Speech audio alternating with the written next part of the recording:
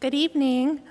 Hi, everyone. Thank you so much for joining us tonight. I'm Andrea Pirro, the Director of the Visiting Artists Program at the School of the Art Institute of Chicago. And I'm delighted to welcome you to SAIC's Distinguished Alumni Lecture Series featuring curators Ruba Katrib and Yasmil Raymond. The semi-annual Distinguished Alumni Lecture Series was established in 2006 in partnership with SAIC Alumni Engagement and has featured talented alumni such as Rebecca Morris, Wu Sang, William Cordova, Jeffrey Gibson, Emil Ferris, and Sanford Biggers, among others. Alumni Engagement's mission is to foster connectedness among our 30,000 alumni who are making an impact on their communities around the world. SAIC's Visiting Artists Program hosts a variety of talks by internationally recognized artists, designers, and scholars each academic year to expand our thinking about contemporary art and culture. It's an honor to have Ruba and Yasmil return to SAIC, and I'd like to thank them for taking the time to share with our community. Ruba and Yasmil recently worked together to co-curate the largest survey to date of SAIC alum, Rirkrit Tiravanija, which was recently on view at MoMA PS1. Rirkrit was unable to be here with us tonight, but you will learn more about his work and the connections between these three alums shortly. Before the program begins, I just want to remind you to please silence your cell phones and note that video recording of the lecture is not permitted. At the end of the presentation, we'll have time to take a few questions from the audience before the program concludes by 7:30. Please raise your hand if you have a question and we'll circulate microphones for your use. We do ask if you are posing a question, if you can please keep it concise so we can get to as many questions as time allows. So thank you again for joining us tonight. And now I welcome to the podium Catherine Schuda, Director of Career and Professional Experience here at SAIC, to introduce Ruba and Yasmil. Thank you. Thank you. Thank you. Honor off, honor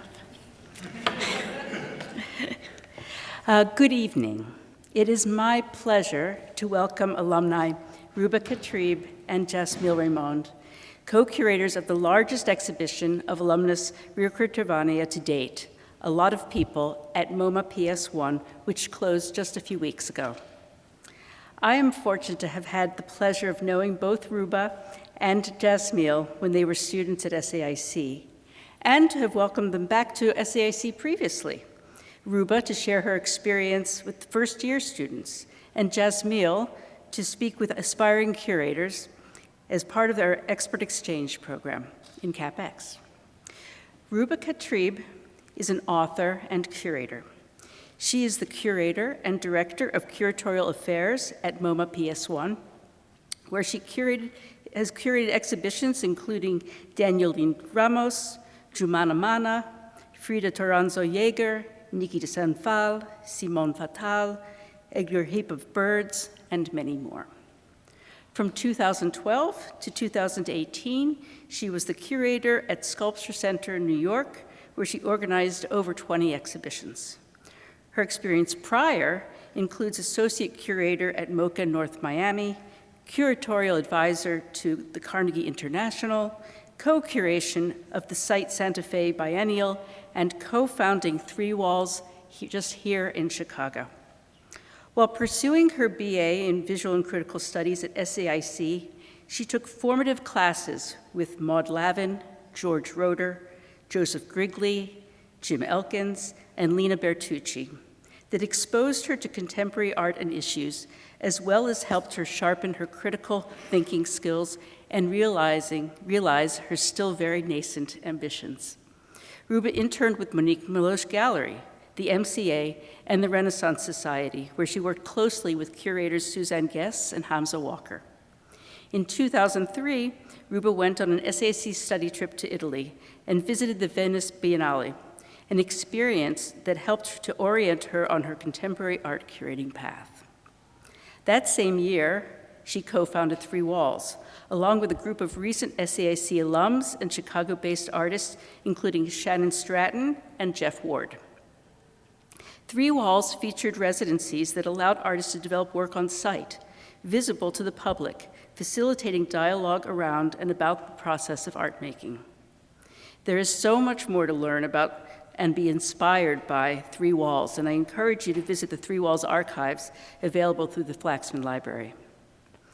Yasmil Raymond is an author and curator and since April 2020, rector of the Städelschule in Frankfurt and director of Portikus, an exhibition space dedicated to exhibiting, publishing, and discussing young and emerging, as well as established artists and their work.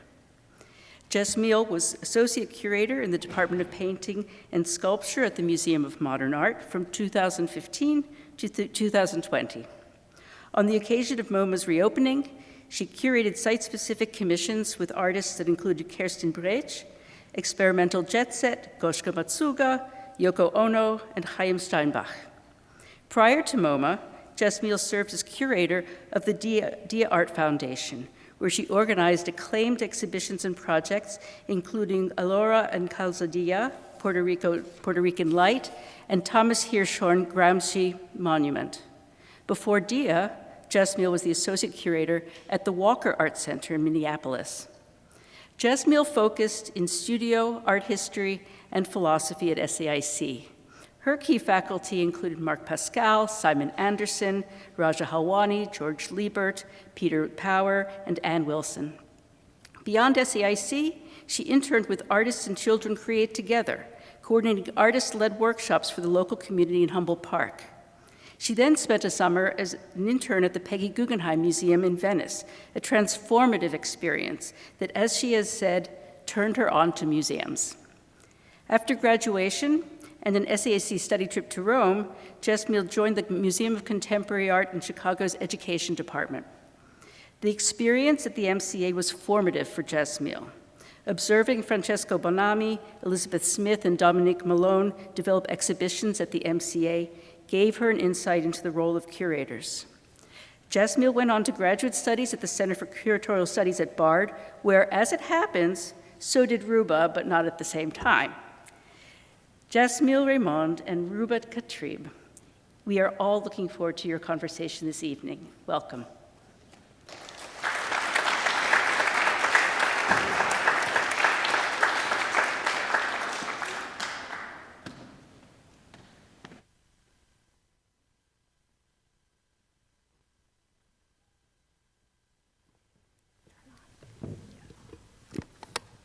Okay. Yeah. Hello. Yeah, they're on, Hi. right? Yeah.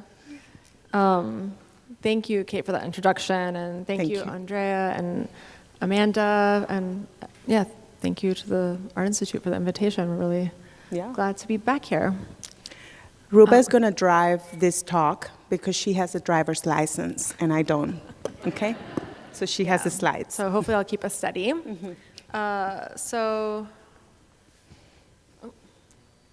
I can get the hang of it. So tonight we're talking about Rirkrit Tiravanij's first major museum survey, which was held at MoMA PS1 over 5 months. It opened in October. It just closed earlier this month. And the exhibition was titled A Lot of People. And I think that's a really key title. Rirkrit chose it, but it's also a medium line in many of his works. And indeed, within the museum, a lot of people came and they engaged in activities like eating, drinking, playing, other things too, and it all took on a new meaning within the museum, and people really made use of the space. So tonight we'll talk about, why we did this show, our motivation, why Rirkrit, why now. We'll talk about the historical context of his work so we can have a better understanding of where he came from and where he's going. And we'll also talk about how he organized the exhibition, because the structure of it's very important, alongside a brief discussion of the catalog. And we thought because, originally he was supposed to be here with us. He picked the date. Without he didn't checking tell with us first, when. yeah. He just picked this date. And we said, of course we'll be there with you. And then he's not here. So we decided to start with this video. So let him talk a little bit first, you can hear his voice. And also you can hear the relationship, which is very genuine and old, with PS1. Yep. The walls were flaking, there's probably like no running water, kind of thing. But it was all like the right element that one needed for like art to happen, really. Or for art to be free. Let's just say I'm very happy that PS1 is still here.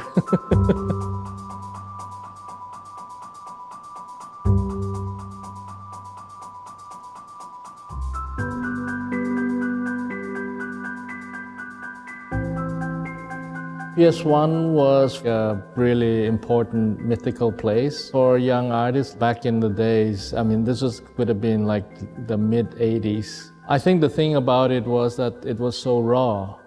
And then in that kind of very raw way, the possibility seems to be very abundant.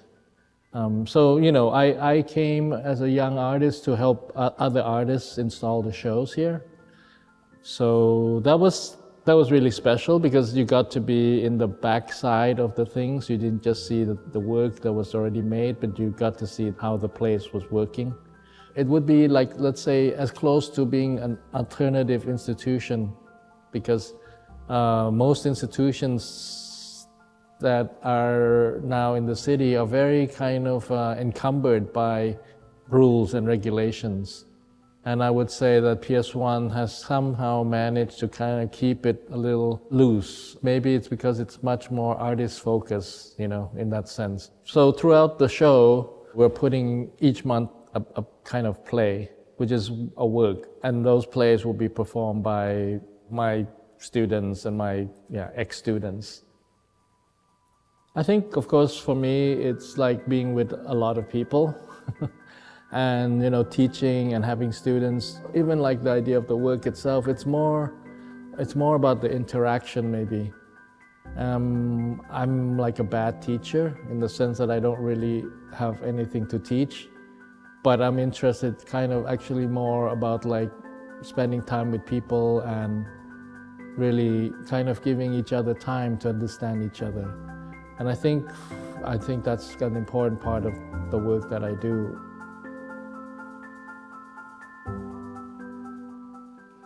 Okay, that's it. Let's go home.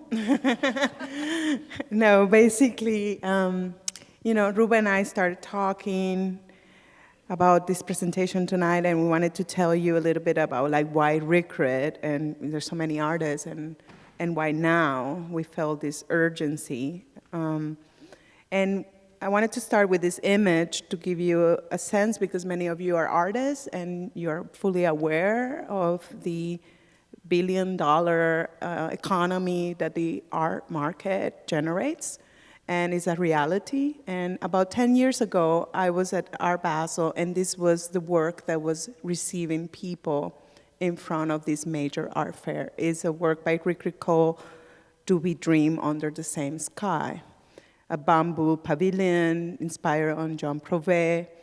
And there he was with an entourage of his friends cooking a curry, and then giving it for free to potentially millionaires and billionaires who were going to this fair. I remember thinking then, there is something about Rirkrit's work that you think you understand it, but the truth is that when you walk into contemporary museums or collections with contemporary art, you hardly see his work. And so there was this conundrum of like a person with such a visibility in an event like this, and yet we don't see the work, the actual production that he's engaged in. So we started talking about a year and a half ago, how to do this exhibition, how to make it happen. We had heard about Rirkrit when we were in school here. I mean, already when I came to school in the mid-90s, late 90s, when I graduated in 99, his name was being told. We had a great art historian, Bob Lusher, who taught a class on art and gastronomy. And Bob Lusher always mentioned Rirkrit. So already by that time, it hadn't been that long since his pad thai, but he had already a name. And Thai food was something very special at the time when I came to school here, because we had Sonny's on Columbus Drive, which was the lifeline for all foreigners, for all international students. That's where you could eat like nice Asian food. So, it was not unusual for one to think of an artist using food as his primary medium.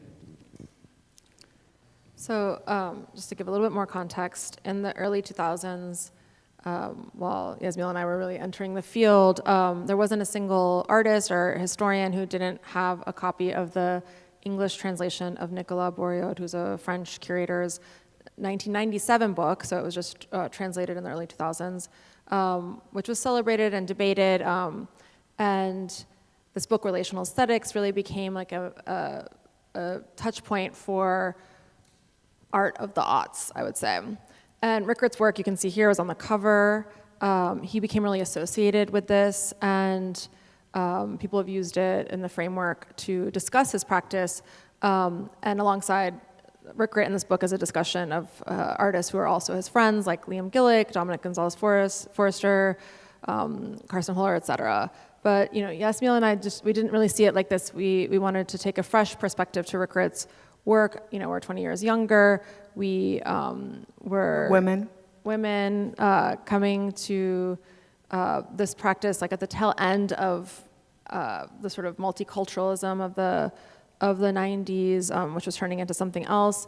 And we read this book, and we also read his critic, Clara Bishop, who wrote this response a year later in after the English edition in the fall 2004 issue of October Journal. So Antagonism and Relational Aesthetics. So in both instances of these texts, we won't get into the details of them.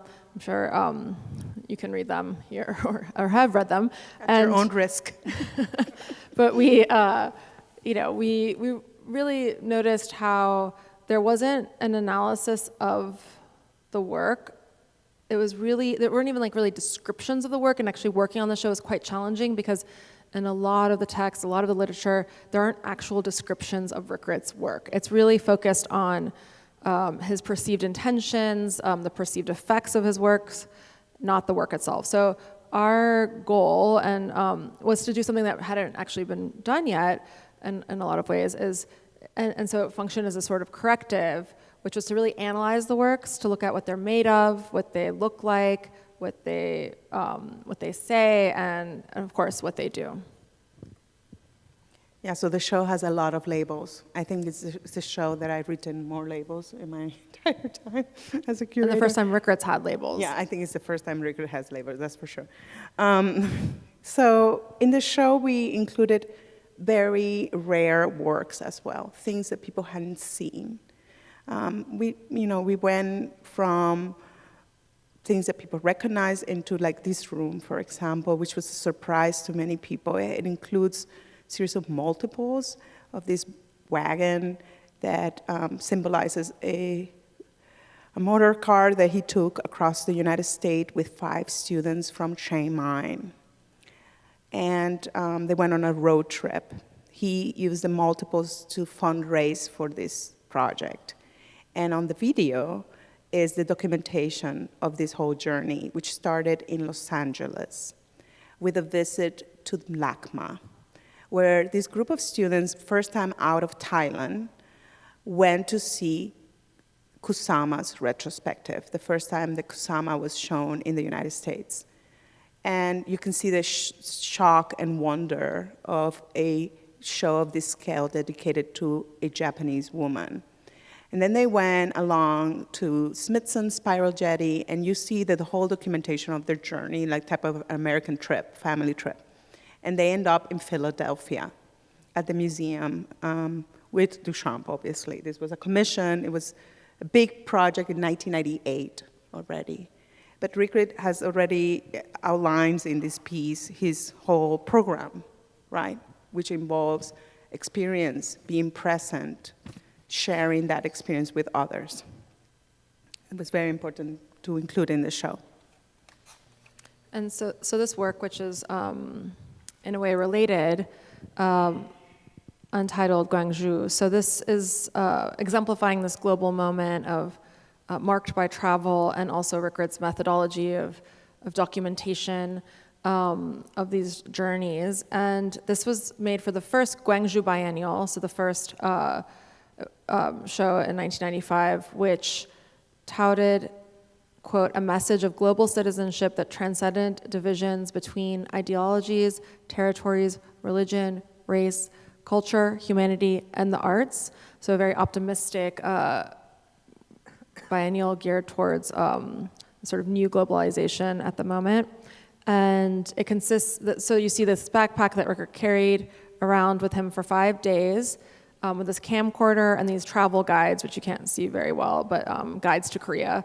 And then the footage is the footage he shot over these 5 days of travel around South Korea. So he just did this trip and then showed up to the venue and took off his book back and all these items, and that was the work. So, I think it's interesting to note, like 20 years later, we have, Freeze Seoul, we have Hong Kong, Art Basel Hong Kong. So you really see how the expansion of the art industry, of the commercial world has followed these early biennials and exhibitions that were really sprouting in the 90s. So the sort of, the market has sort of entered here, but at this time it was very optimistic and about global togetherness. And so and crossing boundaries and borders. So this is another related piece that was in the same gallery.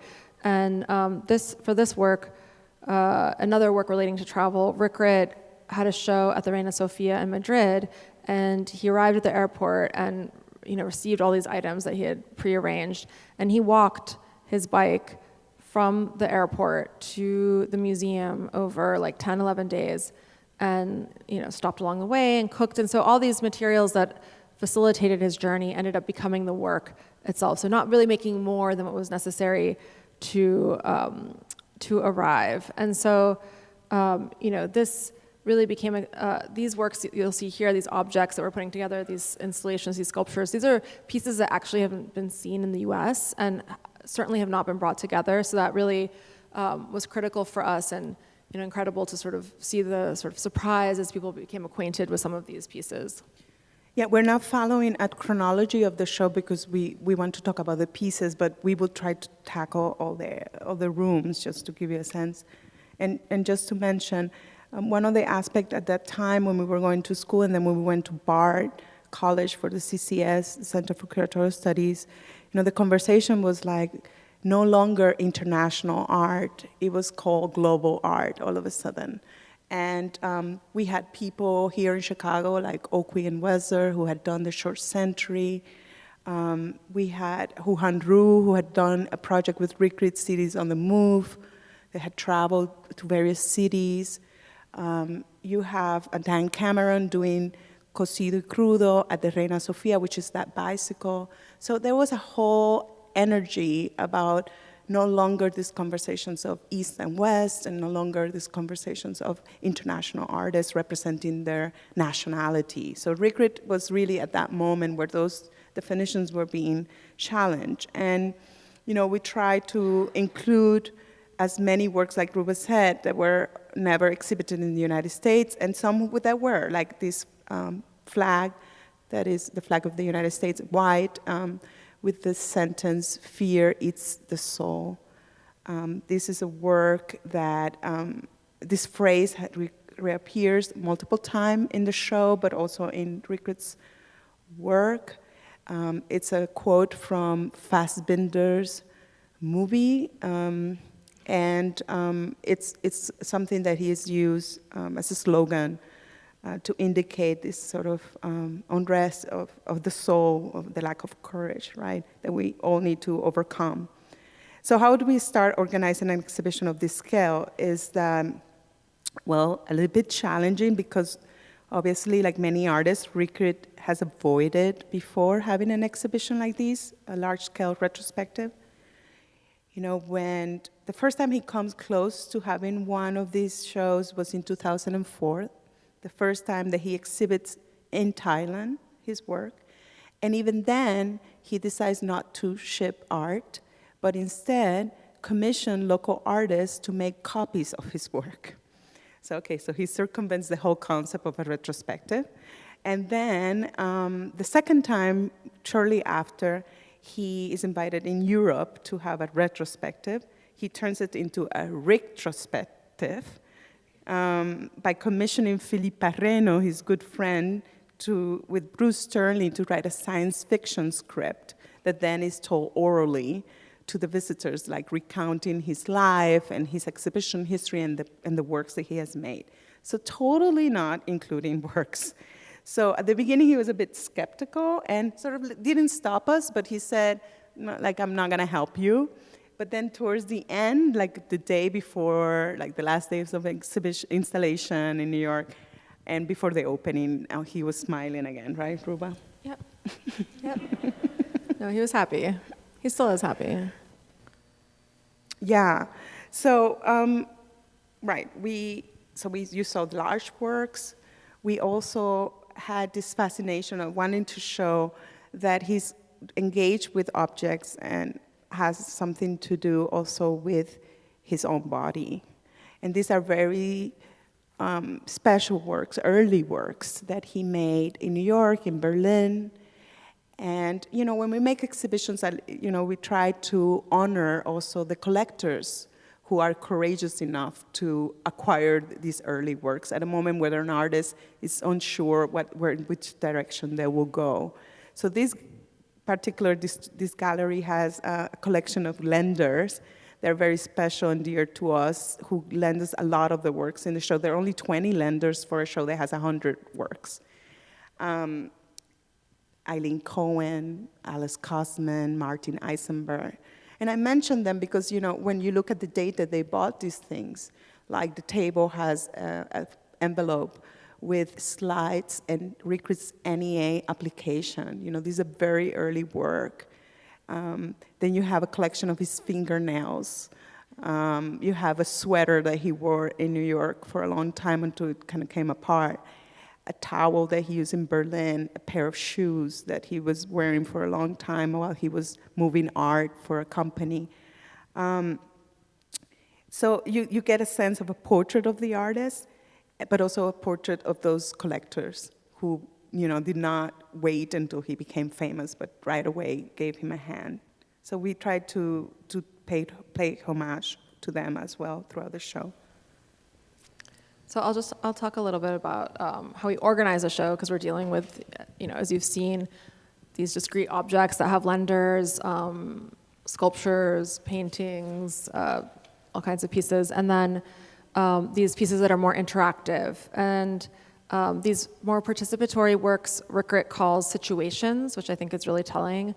And so our challenge was really, how do we bring these together and make a coherent exhibition that is, you know, true, or, you know, is able to represent all of these aspects of his practice and the multiple ways that he works. And so we organized it in a few sections. So there was like the loaned works, which were in one sort of section of the museum. And then we had interactive works, some of which were like do-it-yourself, some that were scheduled because somebody needed to facilitate them, and those were, you know, sprinkled throughout the museum. And then there was a central piece to the show that was newly conceived by Rirkrit, and you can see it like in the distance, this plywood, and everything's in plywood, marine ply. It's very specific for Rirkrit. And he thought of the stage as a way to solve the problem of how do you show these situational works, these interactive pieces that are less like sculpturally oriented or object oriented, and require people to facilitate them in a museum. So I'll show you a little bit of how we figured this out. This is the intro wall text in this gallery where you see it. And you can see on the right-hand side, we have a schedule. So we showed 5 works of Rirkrit's that he recalled plays. They weren't plays to begin with, but now they're plays in this context. And so the plays rotated on a monthly schedule. So the first one was Pad Thai, and we'll dig into some of these things a little bit more, but just to, we'll be repeating ourselves, but just to give some quick overview here. So Pad Thai, this canonical 1990 piece that Rirkrit did where he cooked Pad Thai in a gallery. So now people could watch it on a stage. Yes. So we set this up. They could eat it. Then Shall We Dance, which is this piece in which Rirkrit was sitting in a gallery in art in general, actually, next to a record player, asking people, shall we dance? And if they said yes, they would dance to a song from the soundtrack of The King and I. There's a lot of, and with all of Rirkrit's work, like we could talk for hours on each piece because there's a lot of layers. But maybe in questions we can dig in a bit more if we left anything unresolved. So this piece, Free Still, in which Rirkrit had prepared curry and served it in a gallery. So here we're recreating it, serving this curry, two kinds, one sort of Western, one traditional or authentic. And then Angst essen Seele auf, or Fear Eats the Soul. And this is a bar that Rirkrit created, which comes out of a film, a touchstone for him, Ali, Fear Eats the Soul, as it's translated in English, a film by Fassbinder, which has a lot of important themes that reoccur within Rirkrit's work. And here people got, free beer and Coca-Cola, very specific. This was quite popular. And T-shirt, no T-shirt, in which we had a grouping of slogans that Rirkrit uses in his work. He gave us a list, and we sort of selected what we wanted. We rotated each week that we did the pieces, and people could pick what T-shirt they wanted, get it for free. And just anecdotally, like, everyone working on this was like, this was the most intense one, or people behaved the most intensely because I guess there was an object to take, so people were kind of like stealing other people's shirts, all kinds of stuff went on. And so to realize all of this, we hired a group of Rirkrit's current and former students, and this cohort, came along with us on this ride of the show. And like on the road, students are always very important for Rirkrit. His broad network of students. He's taught at Columbia in the MFA department for over 20 years, so he's impacted, touched generations of artists, and stays in touch with them, collaborates with them, brings them into projects like this. And just want to acknowledge that we had a team at PS1 who was really working on this to make sure everything was going smoothly. There was a lot of maintenance, just like a little behind the scenes. But I think the most incredible part of this was that it was changing all the time. And so this was truly like a living exhibition. It was breathing. It was every day was a different vibe, so different things happening. And every time we switched the plays, we didn't know what was going to happen. And so it was really, I think, an incredibly rewarding experience in terms of thinking through different ways of organizing exhibitions. I mean, it looks easy, but don't try it at your museum without talking to Ruba. There's also a script to that. Another thing that we discovered as we were doing the work, the research, preparing, where it turns out that Rirkrit is an art history buff. So he has a huge library. He loves the history of art, but also architecture. And this was very important for us. We tried to convey that in each of the labels accompanying the work, to try to peel the layers of each of the references that he's evoking. And how it works for him is not so much like appropriation art, it's more like reanimating the name of an artist. So we discover, and in each of the works that we just show you, we could have talked even deeper about each of those pieces and tell you more about the references, but we decided to select a few to illustrate that. And one that is very important to him is Martha Rosler. And just to refresh your memory, especially for the young artists from the school, Martha Rosler comes into the scene, late 60s, and is making video performance art. She has a very important piece called The Semiotic of the Kitchen, which is a critique to feminism. Inserts herself in the discourse immediately, and then following in 77, does another work in the kitchen, where she performs, and I will show you a short clip now. It's called The East is Red, the West is Bending. The West Bend wok is equipped with an automatic heat control with temperature settings from warm to 425 degrees Fahrenheit.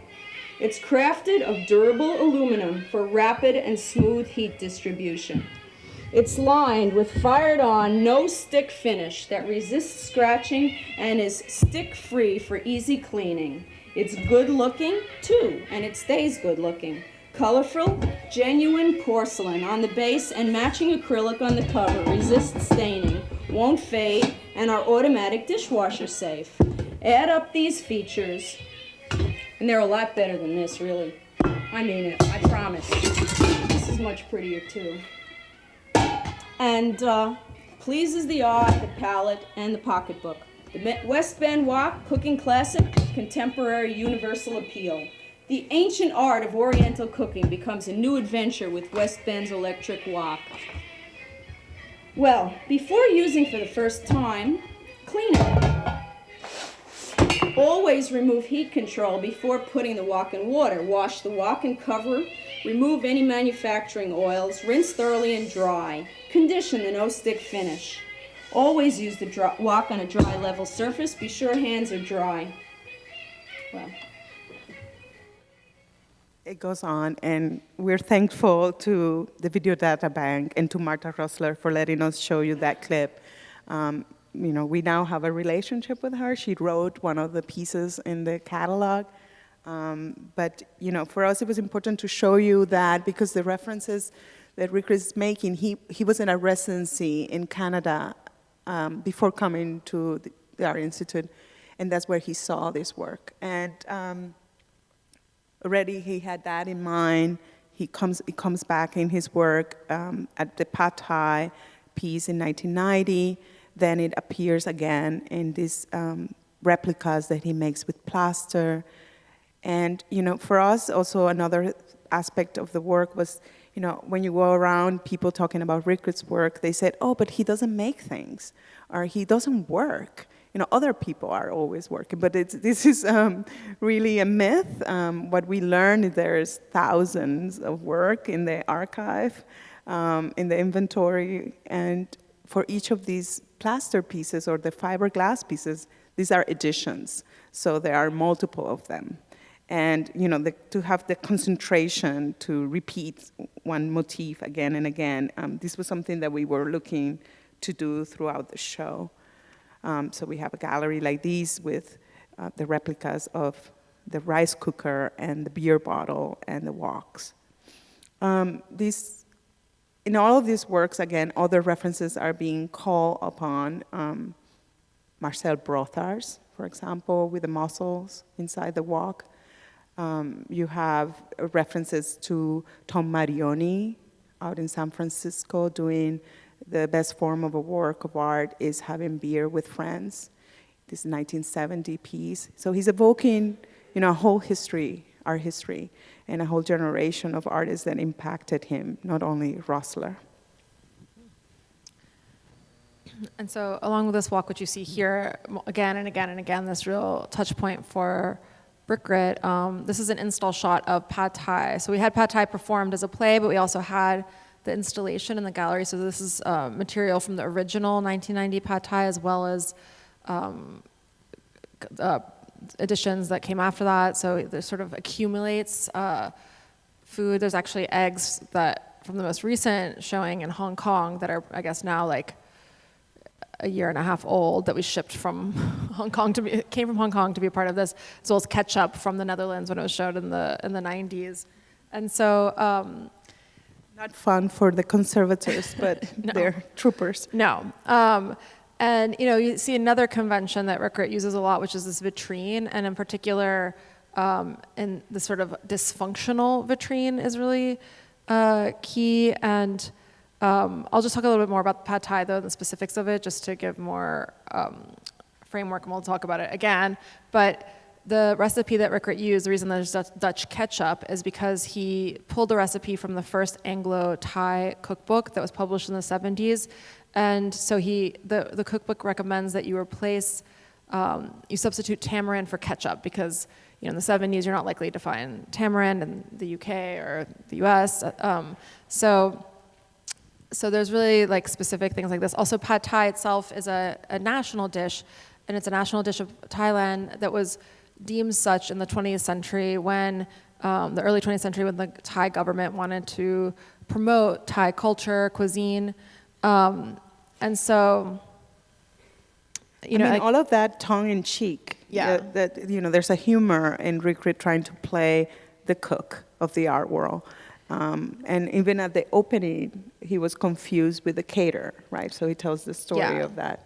Yeah, and exactly. Misunderstanding. Yeah, and this is an image of the first Pad Thai, the original one, and this is really the only image that exists, and it's very blurry, and you see how Rirkrit, showed up to Paula Allen Gallery to the where he was having a show, and he decided to cook pad thai as his piece, and he prepares it. He's running late. He has friends join him, which all become part of the script for the play.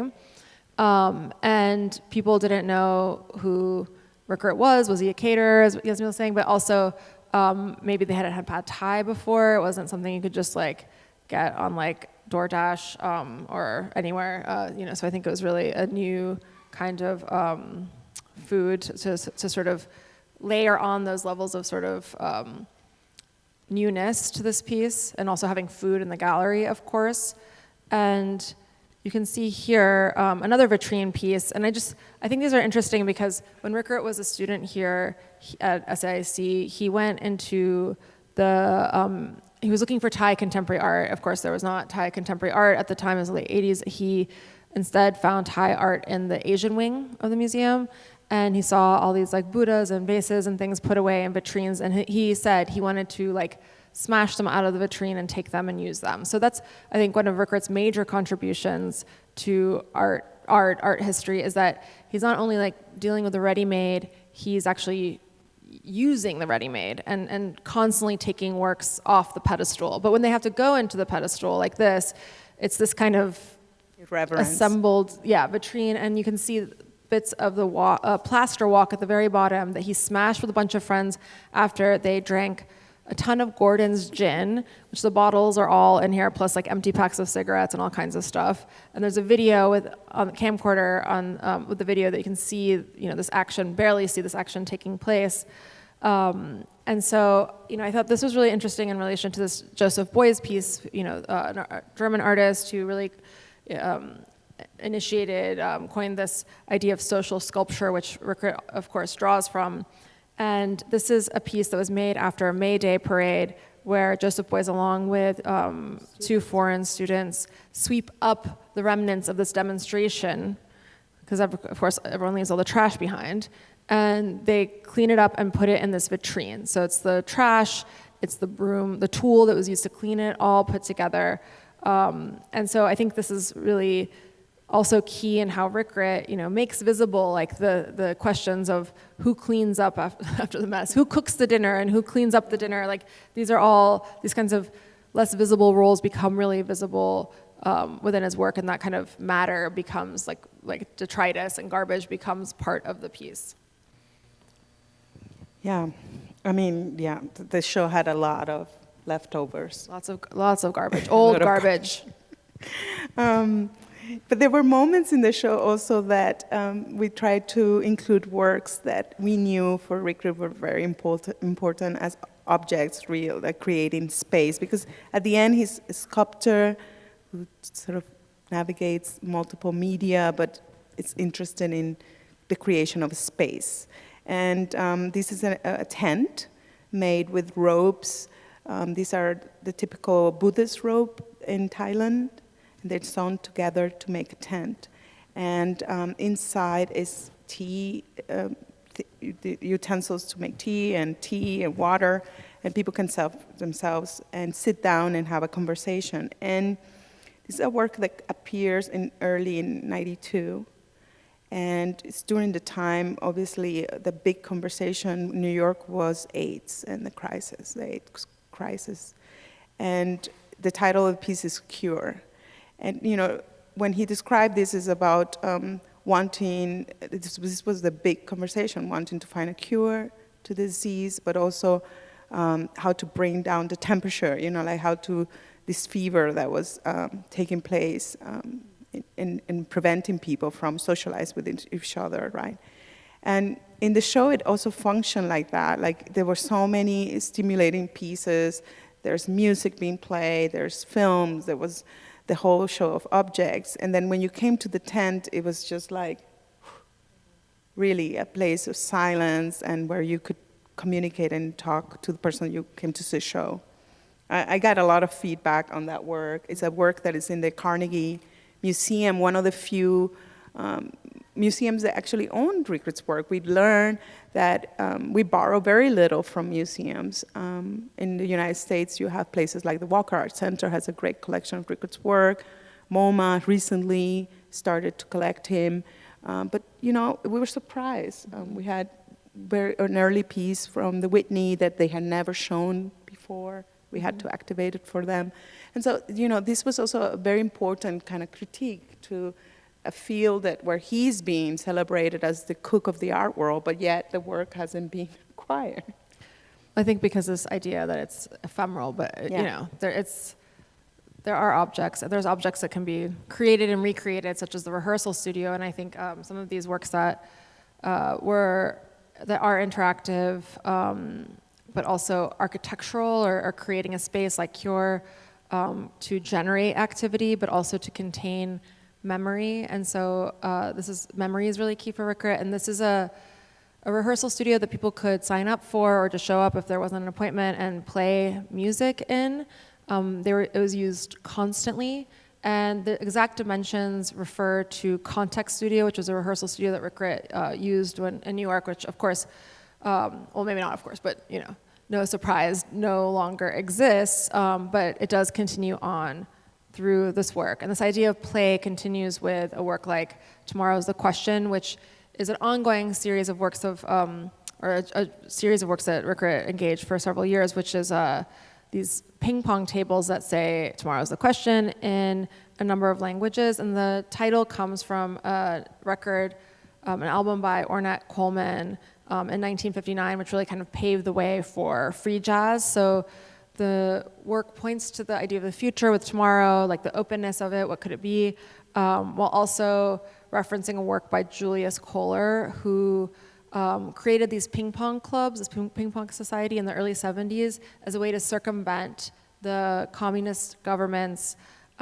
prohibitions on large galleries in Slovakia at the time. So in this way, like Kohler, Rirkrit is invested in showing how art can create states of exceptions or workarounds or different contexts entirely, even with a seemingly simple activity like ping pong. And people were using this all the time. I would just hear that little ball like pinging around when I walked by, and I'm sure many conversations were had. I mean, the different methods and the different approaches that he's done over time, it's hard to summarize them like these for you, but I hope that you get a chance to get the book and look at it more deeply, because we did try to give it an order. There's the chronological order, but there's also like these groupings that appear and emerge through the work, and one of them is this flipping of spaces and roles in a form of institutional critique. And this work, Café Deutschland, has an element of that. So the framework is like this. He asks the institution who's going to show this work to go into their publications inventory. This is very common in galleries and museums. We like to produce books, and then they don't get to circulate because we haven't figured out that part of the system.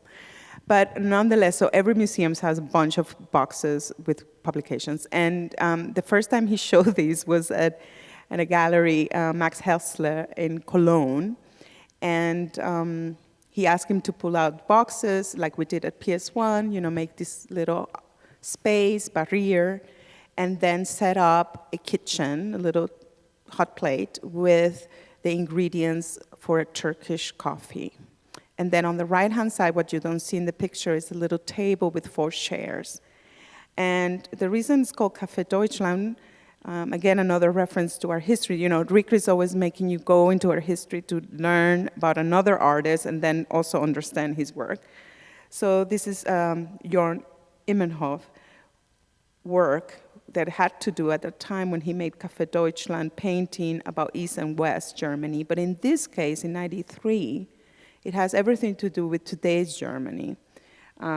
He had read about the news of an arson attack on a Turkish family where 2 women and 3 girls died. And this was an attack, a xenophobia attack, racist attack, that illustrated the tensions between happening in Germany in 1993, which still are present today. So the way he gives this title and then introduces in a German gallery the act of having Turkish coffee, which is a form of brewing coffee that requires time, first of all, because you have to let it brew. And then the tradition is that you drink it and you talk and you sit down. And it's not a quick coffee, it's not an instant coffee, it's not a typical way we drink it here. And so there is a ritual of conversation. And often when you go and travel, if you're ever in Istanbul, you see, like, it's not something you have for breakfast. It's something that you have in the middle of the day when you want to have a conversation with your best friend or with a colleague. And it's something that evokes conversation. So at PS1, there were 2 days a week that this piece was played, and it was quite popular. It became like your second cafe. Yes, very lively. It was one of my favorites. Sorry, it's my drive. Driving. Yeah. Okay, I'll try to be quick because I see the clock. Of course, we wanted to show you every gallery in this show. There's still a few more that we didn't include, but this is a special one. It's Philip Goston painting series after Philip Goston. And this come right after the elections of November 2016, name I'm not gonna mention. And the newspapers were full of responses about what was coming, the end apocalyptic time in which we are finding ourselves in. And immediately after that, Rirkrit starts looking at to Goston, to paintings, late paintings of Goston, the brick walls, the legs and the shoes, the pile of shoes, and add his own elements like backpacks and flip-flops and bottles. And he he keeps a studio sort of space, his house in Chiang Mai, where artists are coming in to make work. And it's a form of employment that he gives to young artists in Thailand. And then he instructs them how to make these oil paintings. They are made on newspapers, and it's all calling up these motifs from Goston, but that were all in the newspaper in what was being reported at the time. The conflict with the border, the attack against immigrants, which is still on our news today. And so this body of work, we included 3 paintings from this series, plus a sculpture in this gallery. And so, with the newspaper, it's another reoccurring material for Rirkrit, and also has to do with sort of his recycling, like the backgrounds of his paintings are all newspaper. He actually reads the newspaper, so he's not, wasting anything. Everything kind of folds back into the work. And his demonstration series of drawings, I think, is a really important body of work. Then he's been using these materials, newspapers, since the early 2000s. And so for the demonstration series, he's collected images of protests from around the world, from newspapers from around the world, and he has this studio of artists in Thailand draw them by hand in pencil. And so these images are taken out of context. They don't have headlines, they don't have captions, and together they become sort of like this mass of people, showing how people are making history. Additionally, we also had this piece which is called Erased Demonstration Drawing, and this piece is more of an installation. This is one of the interactive pieces in this gallery with there's a hi-fi sound system and a vinyl record that on 2 vinyl records, one that plays the sound of the demonstration drawing being made, and the second with the soundtrack of the demonstration drawing being erased. And then there's this blue carpet, there's these wooden blocks that are used as pillows in Thailand. And so people could sit and sort of meditate on this. It has a lot to do with impermanence, another theme within Rirkrit's works. And of course, the erased demonstration drawing has a reference to these avant-garde histories of American art, like Robert Rauschenberg's erased de Kooning drawing. So if you see these drawings, it's like literally, it's very similar to this.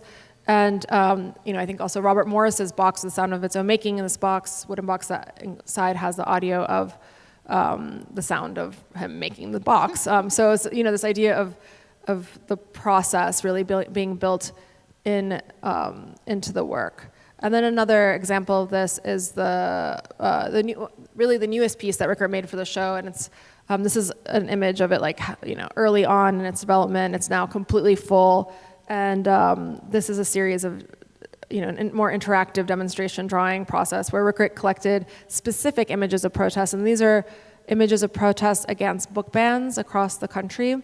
And we brought together artists that are parts of, like, are in community groups that we have relationships with at PS1. So some artists on staff, they came in to draw this, and they could pick what image they wanted to use. They could pick how big they wanted it, where they wanted it, and so it's really, like, I think an important example of how Rirkrit, has this sort of open invitation, or this possibility for others to come in and intervene into or complete the work. Driver, I think you should just fly by this next slides. You don't want to do it? No, I think I want to do it, but I'm looking at the clock and I want to hear the questions. Okay. No, let's go fly through. Just okay. do We're you see done. that? Okay. If you wanted me to talk about that, I can come back. Okay. But okay, fly through. Yeah, Okay. because I think it's more. We want to give it a shot at the questions. We had films. These works are all about memory, really, in different ways Rirkrit uses it. Films that, this is a film of like a decade, of 2 decades of Super 8 footage that he shot, hours and hours of footage of friends, everything.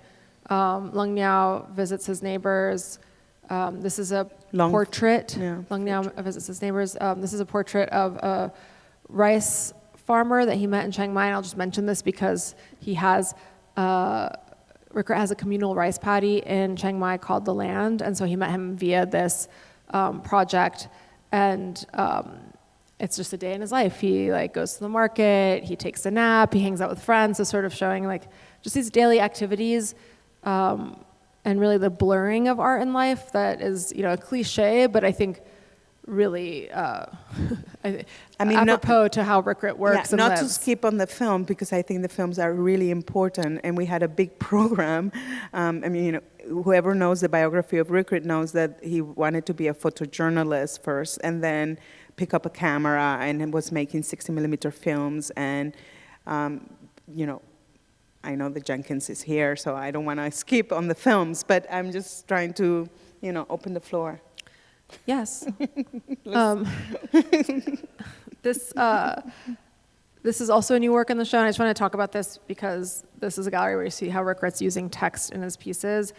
And, this piece I really love a lot, Dark Forest, and it's the carpet with the robotic vacuum cleaners on it. And I do think it's important to talk about it because this is almost like a new direction in Rirkrit's work, or where he's taking things now. And the show kind of ties things up into this point. And the vacuum cleaners are moving around on their own, robotic, and they are vacuuming the Chinese characters for Dark Forest. And this is a futile task because as soon as people walk on it, it's erased. And then the Dark Forest is a reference to a series of science fiction novels by the Chinese writer Cixin Liu. And I also mention it because The 3-Body Problem is now on Netflix. So the whole time I was touring the show, nobody knew what I was talking about. And now they do. So I really recommend it. Because Ruba and President Obama are the only 2 people who you read have to read this the books. They're really great.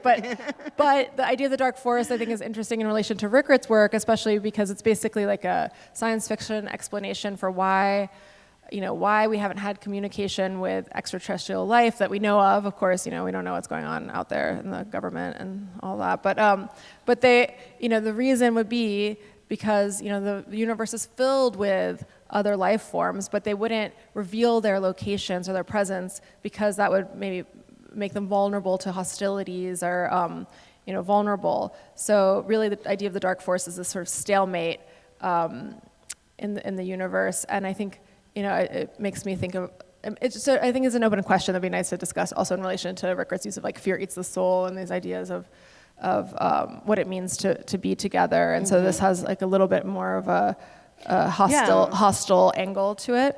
Which is totally true, because I think at the beginning it was all this kumbaya moment of being together, where actually when you start looking deeper in his work, he's always puts a question and it kind of interrogates that, because it's not so easy to cook for people. It's actually not all that fun. But then he is optimistic that something can emerge from that. But yet we keep proving that we're not there yet.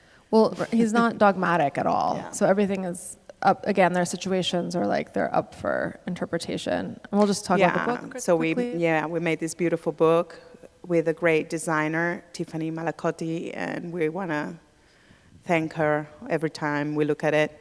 Like I said at the beginning, he kind of resisted this sort of gathering of his works and what Tiffany did was to make a book almost like a film that continues. So it's almost like you just keep recording. So the documentation is sort of like a long film.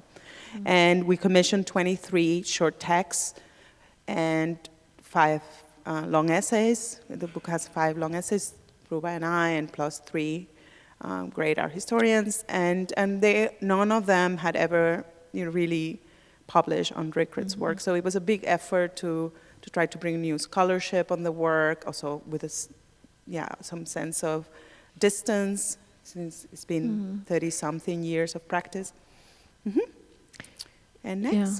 And I think we have a video because it's, Rirkrit's work is really about being there. So even though we just took you through all these images and a little bit of video, like just to get a vibe of the show, but do you guys want to watch it? It's a few minutes long.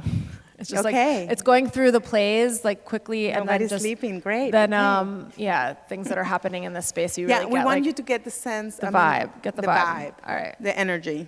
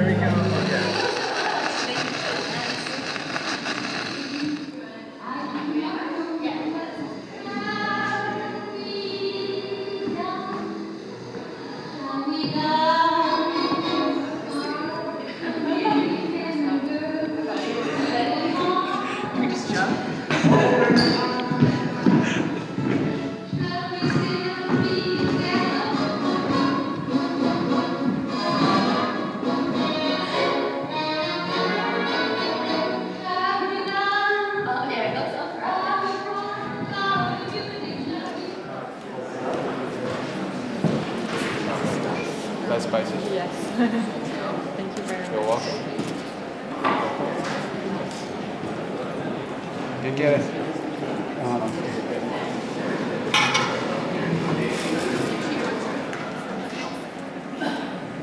It's okay.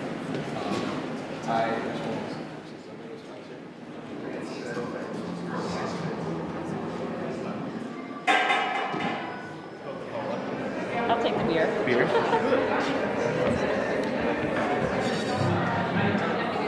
Yeah. Here you go.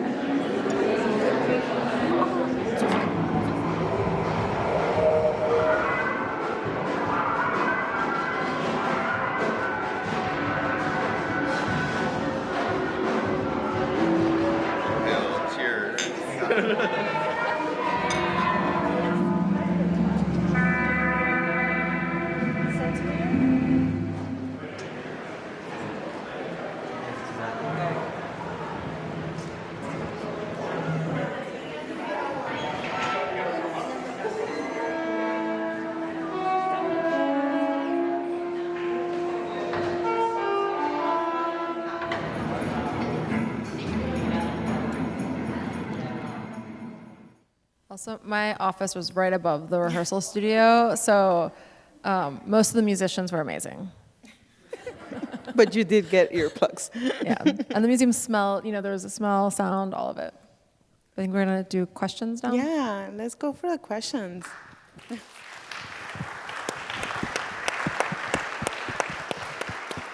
you. Thank you for coming. If you raise your hand, we'll get a microphone over to you. Elizabeth? Yeah, thank you so much. I have so many thoughts. I don't know if I'll be able to formulate a question because you really brought us to Rirkrit's universe, which is really wonderful. And I didn't see the show, so I'm really sorry that I didn't, because I know I would have loved it too. But I'm thinking, okay, you gave us a kind of behind the scenes of the show, putting the show together, which I can't imagine how difficult that was. But I'm thinking I'd like to know more about the art historical legacy of Rirkrit, and if doing the show gave you a sense of kind of, because I know he looks to art history, which is great, but now he's making art history or has made art history too, so. But I think a major reason we wanted to do this, there's many reasons we wanted to do the show, but it was really interesting after the last documenta, which was, so many ephemeral art practices, participatory works, community work, activism, all folding in, and actually, it was really interesting, curated by Ron Grupa, this collective from Indonesia, and we see a lot of, or I see a lot of younger artists engaged in these ideas, and seeing Rirkrit really as like an antecedent to this kind of practice, but maybe like one that hasn't necessarily been understood also. So I think that was really important for us, was to actually open up his works and allow people to experience them and access them, because so many of them have just lived on and sort of stories or mythologies, but have also turned into like a shorthand for something. But I think it was very fascinating to see how many young people came to see the show, and artists came to see the show, and I think they saw their own practice, like talking to artists that have actually quite related practices, and they didn't even realize it.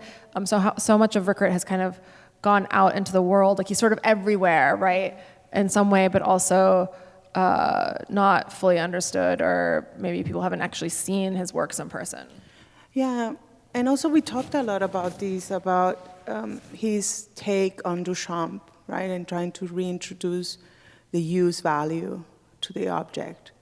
This, we kind of go through our history and we're like, oh, okay, Duchamp, and then Jeff Koons, and then, whatever shortcuts we make into the present. And Rirkrit is not put in that story, which I find what he's doing to the object far more interesting. He's also addressing that in reintroducing the walk, for example, just to take the walk from Eileen Cohen, which had a noodle stuck to it, from the 1990 performance, that in a way in his eyes that's the wrong walk then, because he wanted people to use it. He wanted people to, if you bought pad thai, you were supposed to make pad thai for people. And so I think that it's also, brings a question about the art object and what is it that we're doing to it once we enters the museum or enters a collection. And I think that hasn't been at all explored. And that's also the funny thing about doing a show like this and drinking the Kool-Aid, is that you already are thinking of 3 other shows that you could have made, or 3 other books. And so, for definitely the story is not over. We could not address everything, and now we are also realizing that we still have a lot more to say, which is a great feeling when you finish a project, and that you still want to do more into it. But these are immediate thoughts come to mind. Danny?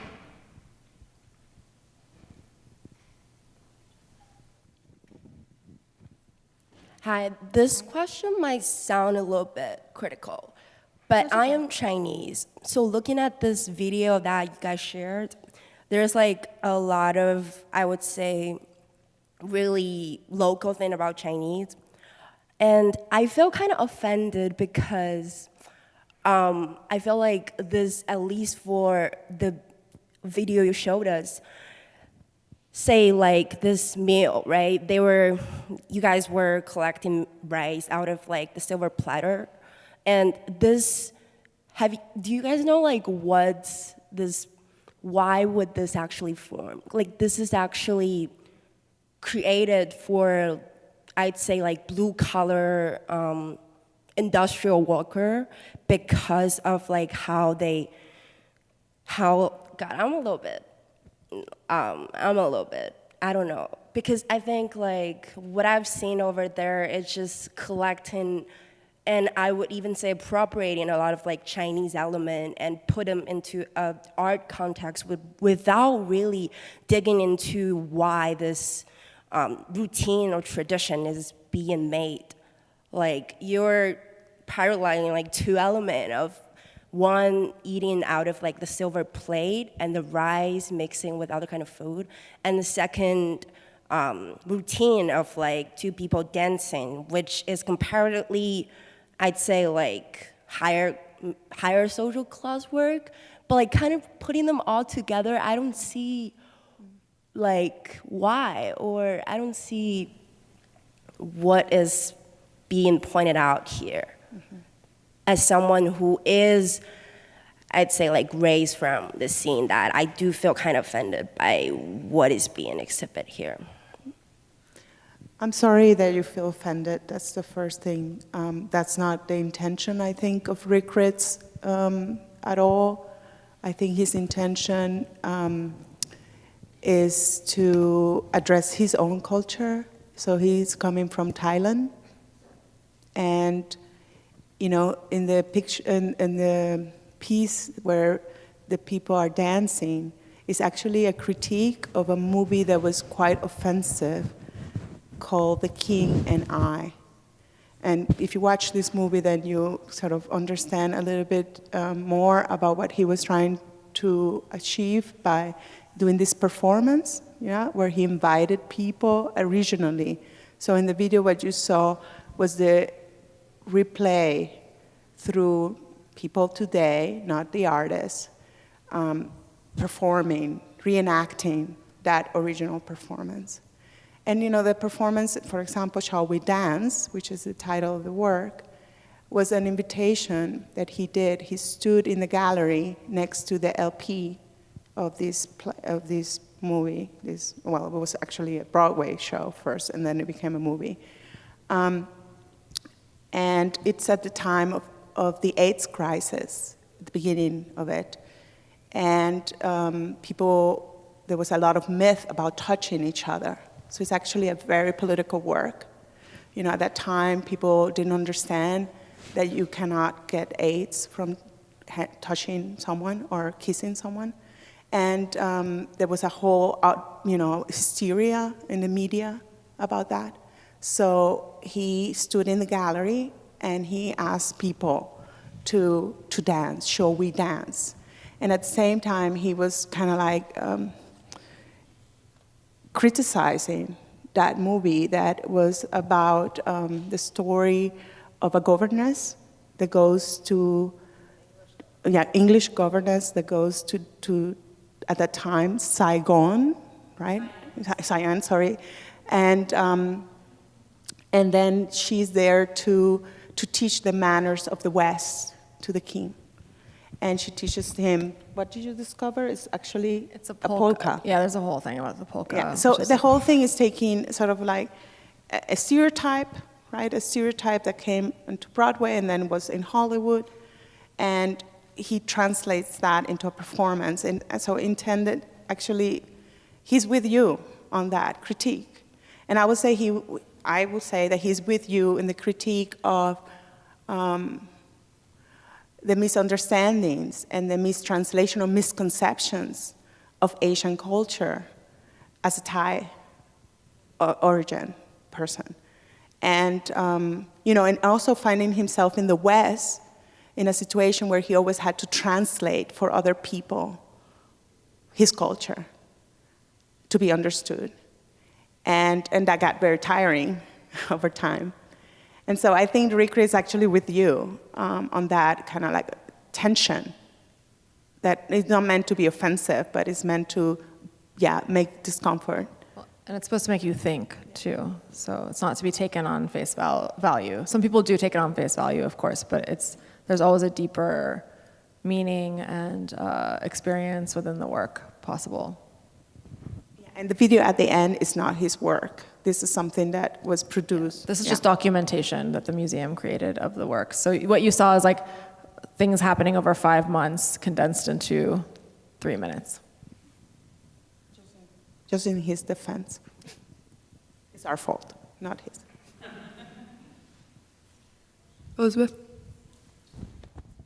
I want to go back to Nora's point of view and just thank you so much for pulling back the curtain not only on the exhibition but on these deeper readings of Rirkrit's work. And I wanted to just add one to your playbook because I had no idea about the Martha Rossler, but I think at least in your presentation you had no idea that the Gordon's Makes Us Drunk is actually a major Gilbert and George piece that came out in 1972 on video, as Gerhard Schum, Gary Schum had done. So it's an important touchstone for the history of video art. And the only thing I felt missing was no Gordon Matta Clark, but maybe it was in the show. Yeah, just very present, I think, in everything, right? But yeah, I mean, he calls them indexical figures. The list is really long, but Gordon Matta Clark has been in the work many times, yeah. Yeah, and there's one work in the show which we didn't show here. It's called Atlas, and in that, which of course is a reference to Gerhard Richter. So everything has some 1 to 2 to 3 references, and again, they're all like ingredients that Rirkrit puts together in his pieces, and so he sort of levels things out or sort of flattens them. So it's just as much as like an art historical reference, as much as an ingredient, cooking ingredient, as much as an object or material. He sort of puts them on the same plane together. But in that piece, you see like images of, in several other works, you see some images and references of some of these touchstone artists, and of course, there's an image of food, Gordon Matta Clark's restaurant, along with others that was a huge inspiration too. And I think architecture, that's where it comes from. Like these pieces where he's doing the replicas of architecture space, not only to give tribute to certain architects that he admired, but also like this question of archiving a moment. We kind of came to the realization that a lot of Rirkrit's work, like Matta Clark, has to do with memory and like preserving that or archiving that. So you have works, the one that I didn't talk, that I skipped through, is Gavin Brown's first gallery in the Bowery, in Soho, Broome Street. And, tiny gallery, they had a storefront. In 1994, Rirkrit goes to show with him and has his first solo show, and he asked to be paired with Warhol. So Gavin had to go around and find like a tiny Mao. Obviously, he could not afford finding anything. Also, it didn't fit if he would find a big Warhol. And then he paired the Mao with his stack of beer, Judd, right? And then the walk is paired with the Brillo box, but not Warhol, but Mike's. Build those. And then we didn't show a picture of the sleeping bag. Okay, so there's this very special work, this sleeping mat that is paired with a monitor of John Giorno sleeping, so sleep, Warhol, sleep. And, from the beginning, he was so self-conscious, I think, of his place in our history, and wanting to go with the big guy immediately, having his first solo with Gavin with Warhol. Well, I think also to the question about art history earlier, like I think we have to think about what it means that Rirkrit, as an artist from Thailand, as he's using all these references of other artists and appropriating them and mixing them in with all of his ingredients, like what he's doing. I think he's putting himself into it, but he's also like changing the meaning of these works and changing that story through this process. So it's not just, an homage and an appropriation. It's that, but it's also something more too. Yeah, calling his ancestors or something, his spirits. Making them his ancestors, but also making himself their like descendant, but using them, because everything's to be used. So I think that's really key to understand. It's not just, nothing's on a pedestal, unless it has to because of museum regulations, but yeah. Danny, behind you, we have time for one last question.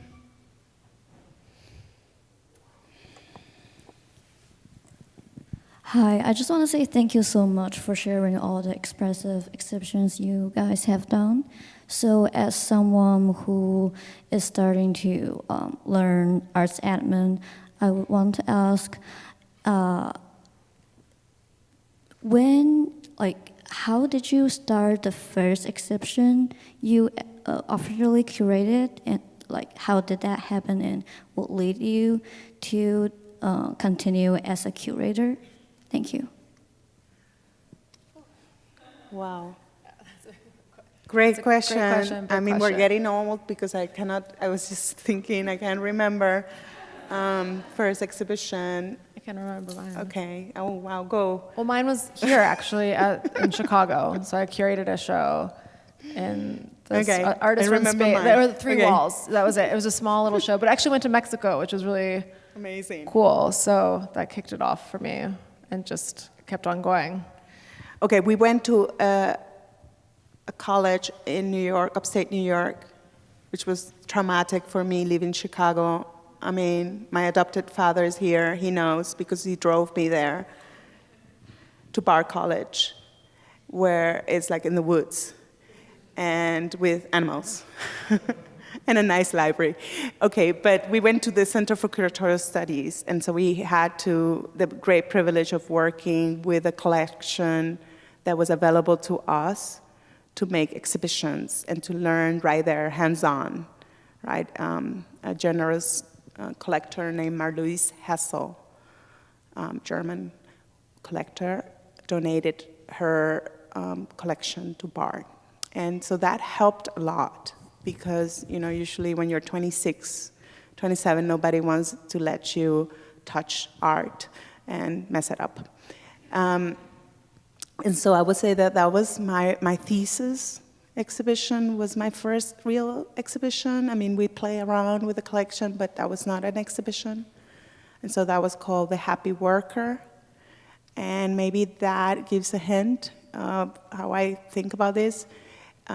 It's been a great journey and a great honor to represent the work of artists in the best ways we can, to make it accessible to people, to share it, so that it's not hidden in basements and storages, to tell a story, to inspire people, to consider thinking with art, right?